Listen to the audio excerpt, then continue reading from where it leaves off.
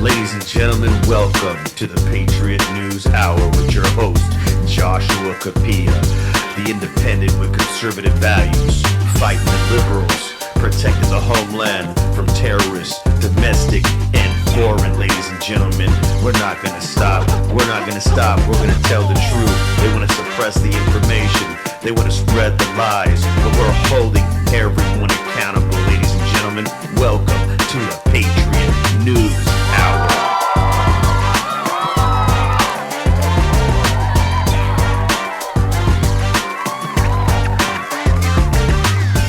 Good afternoon, ladies and gentlemen. We're back once again. We're fighting the enemy on his own territory. We're knocking him out the batter's box, ladies and gentlemen.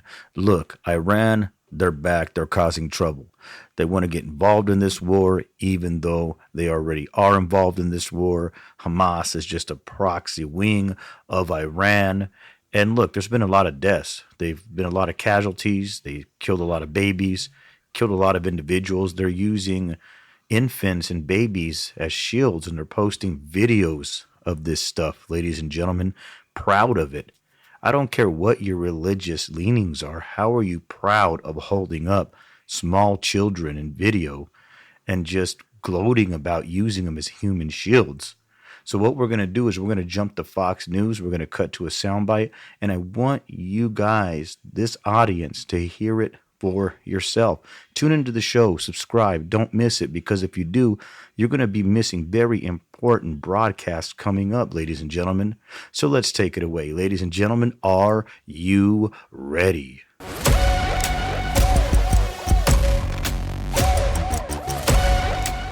Forces hitting key Hamas targets in the Gaza Strip as a massive ground invasion seems imminent. So what would it look like and how could it play out? Let's ask retired Navy SEAL and recon Marine vet Mike Sorrell. Mike, thanks for being here. What would it look like? And especially with Hamas discouraging its people from leaving the northern part of the Gaza Strip. Well, Hamas has always utilized civilians as human shields. And what Israel's trying to do with these warnings to vacate is to rob them of that ability and aid their distinction between non-combatants and civilians. But what will this look like? Let's use Fallujah, the Battle of Fallujah, as context, which is 1/8 the size of Gaza. Similar to the coalition forces gave 1 month for the people to vacate the area so that only Al-Qaeda was left. It took 6 weeks to clear that city, resulting in 100 coalition lives. So this is house to house, block to block, and urban combat, as we know, seen Waste City and on, is deadly. And that's in Fallujah without the massive underground tunnel complex that exists in Gaza. Is it possible, Mike, that we could be looking at a massive buildup as a precursor to a hostage rescue, that maybe it isn't an all-out because Israel knows what it would take to go house to house in the Gaza Strip? With such a densely populated area right now, as they start, and as you said, the ground war is imminent, as they go into to northern Gaza, special operations will probably be in tow, if not supporting the infantry on the ground, waiting for further intel as they find and fix hostages and then do very specific, precise raids to get as many hostages out as possible. But with the densely populated area, it's like trying to find a needle in a haystack. Yeah, Mike, I mean, someone with your experience and context, have you seen anything as complex as what the Israeli forces are fighting here? No. Pete, this is far worse than what we faced in Iraq in the Battle of Ramadi and Battle Sadr for me, which I was wounded in the Battle of Ramadi. It's deadly, it's fierce, and my prayers go out to the IDF, who is prepared. The IDF is well trained in urban combat. They live in this environment, and remember the Lebanon conflict of 2006, where they gained a lot of experience. So they're not new to this. They're well trained. You've probably worked with them. I've worked with them. They're a professional army. Mike, you know your stuff. Thank you for your service to our country and your expertise this morning. We appreciate it. Look, ladies and gentlemen, to be honest, this ground war is going to be nothing but a pure living hell. Nobody's looking forward to it. You got guerrilla tactics. You're going to have enemies hiding, taking pop shots, setting traps. The civilians are being urged to leave Gaza, but Hamas wants them to stay for the so-called greater good, their greater good, to be used as guinea pigs and human shields. There's nothing more cowardly than to use a citizen that's doing nothing but just going to work and trying to support their family. And I really want to express my feelings here. I've went out on the streets and I've talked to individuals, friends, co-workers, and just your average everyday American. And it's always go Israel, bomb them, bomb them, bomb them. And a lot of Republicans are on their war wagon, just ready to go to war and drop bombs. And to be honest, ladies and gentlemen, we need to understand there's nothing great about war. Casualties, death, losing loved ones. If you watch the news, you can see buildings, the rubble of buildings bearing babies, infants, toddlers, wives, mothers. Not every single Palestinian is a terrorist. Not every Jew is a good Jew. Not every Israelite is a good Israelite. So we need to really understand, and we need to put everything in context. It's not all about supporting Israel and have them bomb and blow all the Palestinians to smithereens. And I'm very aware of the universities, what's going on with Harvard and the rallies they're having. And we're going to jump to a soundbite in Harvard, the college, to kind of see what's going on in that pro-Palestinian rally. To be honest, there's bad things going around on both sides, and the war is escalating to the degree to where Israel is cutting off water and power and services, humanitarian services, so Palestinians can survive. Now, I get it. Hamas entered. They committed the first attack. Israel wants to decimate and destroy at this time, ladies and gentlemen. So let's jump to another soundbite about the pro-Palestinian rally in Harvard, and I want you to hear it for yourself. So, ladies and gentlemen, are you ready?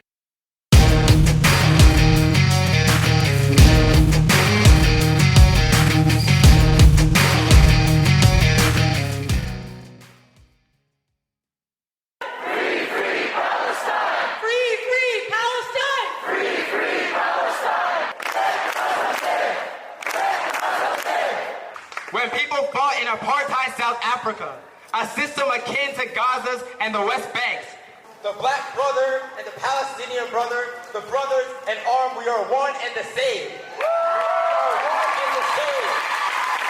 Don't you cry! Don't you cry! Palestine will never die! Palestine will never die! Not a nickel, not a dime! Not a nickel, not a dime! No more funding Israel's crimes! No more funding Israel's crimes! We refuse genocide and ethnic cleansing. This should be a universal truth. We're here today because Palestinians deserve recognition of the full spectrum of their humanity.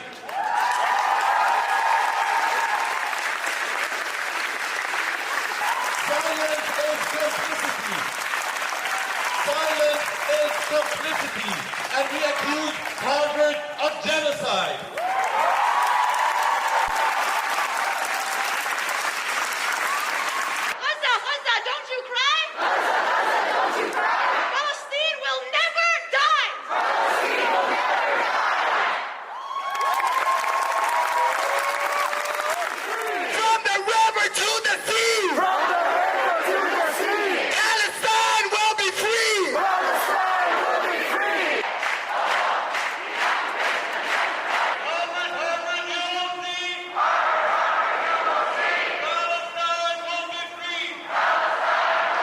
Universities across the country. Here at George Mason University, students of Palestinian descent held a rally today. They made it very clear that they did not want to speak with us, but they did allow us to listen to some of the speeches. Long live Palestine! Long live Palestine! Voices raised, diversity in thoughts and beliefs, ringing loudly in the heart of college campuses. From the river to the sea! From the river to the sea! On Thursday, George Mason University students draped with Palestinian flags shared their thoughts and experience. As university students, it is crucial to have a genuine understanding of the true nature of decolonization. Signs paired with red, green, and black buttons could be seen through the crowds. Long live Palestine! The rally put together by the group Students for Justice in Palestine at the university is a part of the organization's national call to action.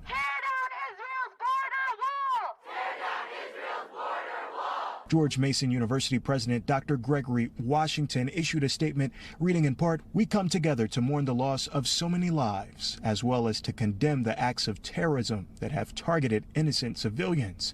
Condemnation of these horrific acts of violence should not be confused with the need to address issues of freedom and democratic self-determination." A university is a place where people come to speak their minds, and this is constitutionally protected speech regardless of what a person might think of the content of it. A school spokesperson says the focus remains on protecting students from threats and giving them the help they need. Anybody who feels unsafe or vulnerable or victimized or traumatized, and it doesn't matter who you are or what your perspective is, there are services there. Necessary services as many young minds try to cope with the suffering and thousands lost abroad.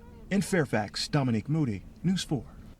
Ladies and gentlemen, I want to read an article from Reuters, and it was September 22nd, and it was updated about a year ago, and it's Israeli Prime Minister Lapid backs two-state solution with Palestinians.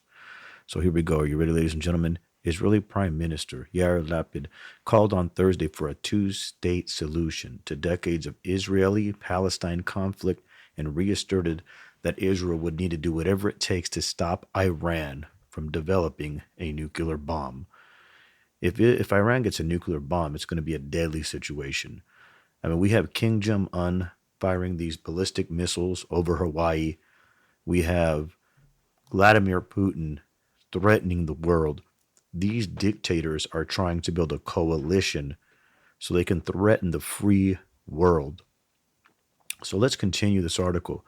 His mention of a two-state solution, the first by an Israeli leader in the years as the United Nations General Assembly echoed U.S. President Joe Biden's support in Israel in August for the long-term dormant proposal. An agreement with the Palestinians based on the two states for two people is the right thing for Israel's security, for Israel's economy, and for the future of our children, Lapid said. He added any agreement would be conditioned on a peaceful Palestinian state that would not threaten Israel. Lapid spoke less than 6 weeks before November 1st election that could return to power the right-wing former Prime Minister Benjamin Netanyahu, a long-standing opponent of the two-state solution.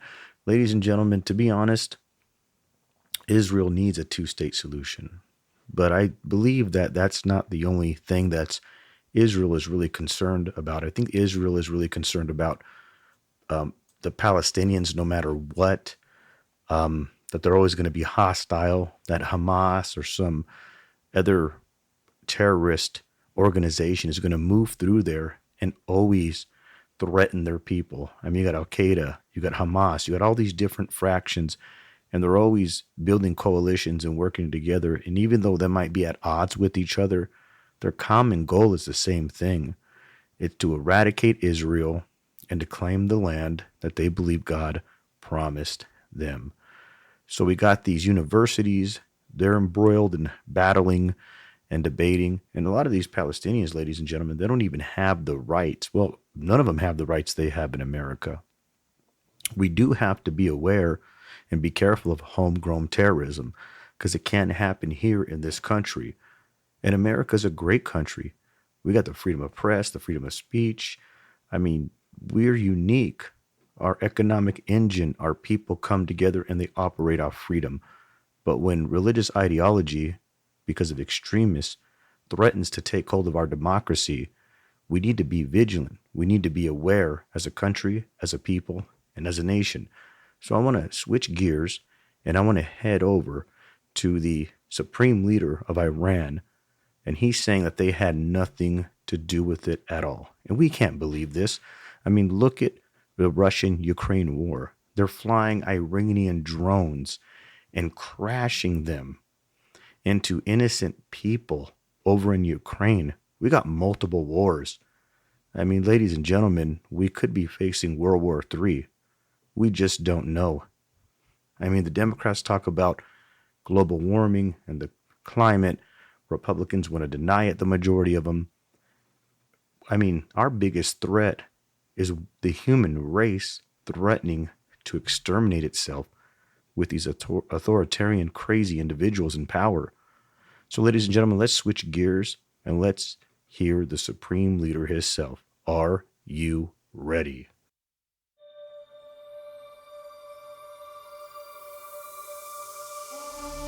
Aklın yitirmiş divane miyem? Aşkın ile avunurum. Allahu Allah, Allahu Allah, Allahu Allah.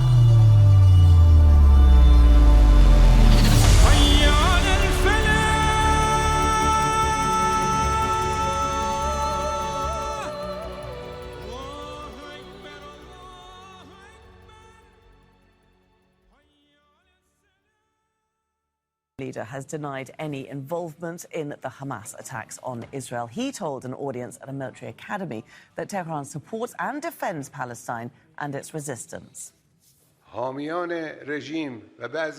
Supporters of the regime and some officials of the occupying regime have said some nonsense comments over the past few days. They introduced Iran as the one who is behind this operation. They made a mistake. We, of course, defend Palestinians. We kiss the forehead and arms of the brave fighters and youth of Palestine. Yes, it's true. But those who say that non-Palestinians were behind what was done, they do not know Palestinians well. They have underestimated the nation of Palestine. That is their mistake. Let's speak now to Dorsa Jabari. She joins us live from Iran's capital, Tehran. Dorsa, give us an idea of just how significant it is that we've got the Supreme Leader coming out himself to deny any involvement from Iran in this Hamas operation.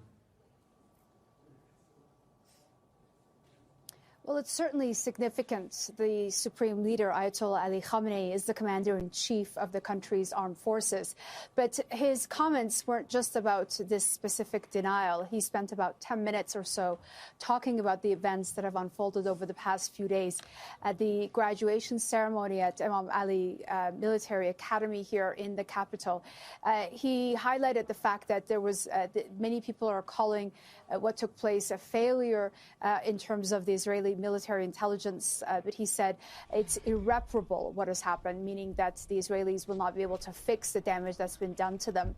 He also highlighted the fact that this was by the will of the Palestinian people themselves who carried out the attacks. And he said that right now what is happening is that Israel is using the narrative that they are the oppressed. They've turned things around. The oppressors have become the oppressed. And he said they're using that as a justification to carry out the strikes on Gaza. And he said that this will also see a harsh blow to them, really serving as a warning to the Israeli officials who have been pointing the finger at Iran, and the Supreme Leader himself taking the opportunity to deliver his own warning back to them. And the Supreme Leader also expressing solidarity with the Palestinian people. Just tell us, give us an idea of what support Iran actually gives. Well, officially, Iran has not admitted to providing financial or military assistance to the resistance groups in Palestine, but they have said that they do provide humanitarian assistance over the years, and that it will continue. The Supreme Leader highlighting the fact that it is the duty of all Muslim nations to come to the aid of the Palestinians in whatever shape or form they require. So he really left it very vague in terms of how, in what form the assistance would take place. But he said that it is their duty to do so. I think it would be up to the Palestinians to decide what they require and what they ask for. But I think it's certainly the relationship Iran has had with Palestine has always been very strong and very close. The leadership here since the revolution of 1979 has seen it as seen Israel as one of their number one enemy. They don't recognize the state as such, and they believe that it is the Palestinian people's right to live freely in their own land. So the relationship has always been a very close one, and now it appears that that will continue. Okay. Dorsa Jabari joining us there from Tehran. Thanks very much for bringing us the latest there. So, ladies and gentlemen, we're back. Look, I want to clarify something. Palestinians do have it hard, and they are being oppressed. And it's very difficult for a Palestinian to move around Israel or a Christian. But the Iranian Supreme Leader, he's not telling the truth. He is paying financing, funding militant groups to go into Israel and destroy them. And he wants to drag America in. And he hates America. He trains his military to hate the European and the Americans. They consider him Satan, the devil, small d and the big D.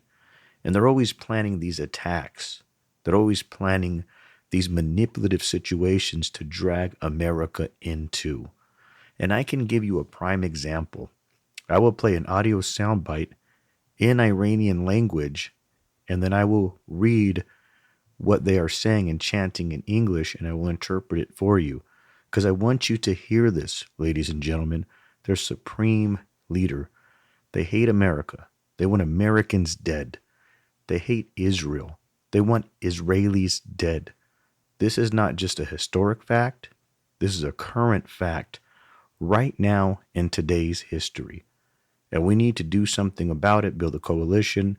Hopefully there can be peace talks, because we don't need more war and more chaos. Look at Afghanistan. Look at all these wars we've been in. Most of them have just ended in nothing but pure disaster, pretty much all of them. So we're going to make a transition to the supreme Iranian leader himself before we close the show out. Ladies and gentlemen, are you ready?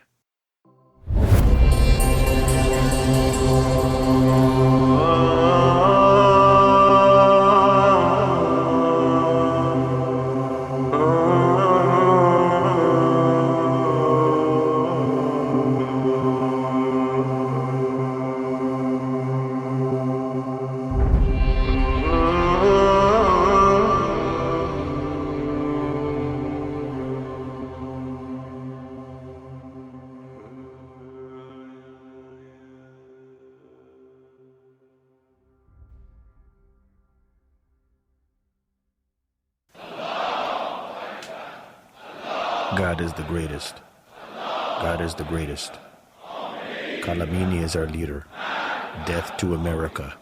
The U.S. authorities complain and ask, why do Iranians say death to America? Let me make something clear for the U.S. leaders. Let me make something clear for U.S. leaders. Death to America means death to Trump, John Bolton, and Mike Pompeo. It means death to the rulers. We have no problems with the American people. Death to America is about the rulers of America. It's about the group of people who are currently in charge. There will be others when the next term of office begins. As long as America continues its wickedness, the Iranian nation will not abandon death to America. I recommend that one should not trust the Europeans just as the Americans. My advice when we were in negotiations with the Americans 2 to 3 years ago over the nuclear issue was that they cannot be trusted. I said this in a private and public forums and during my speeches. I said they cannot be trusted in what they say and the promises they make. I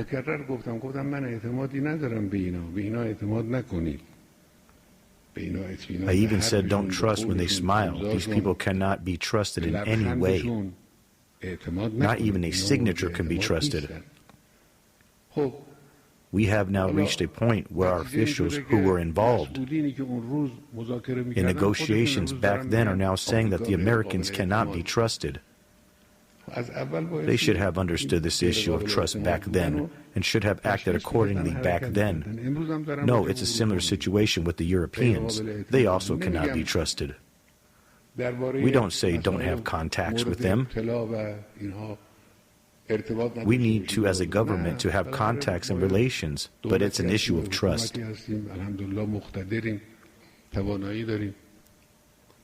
You must look at the Europeans from a pessimist point of view.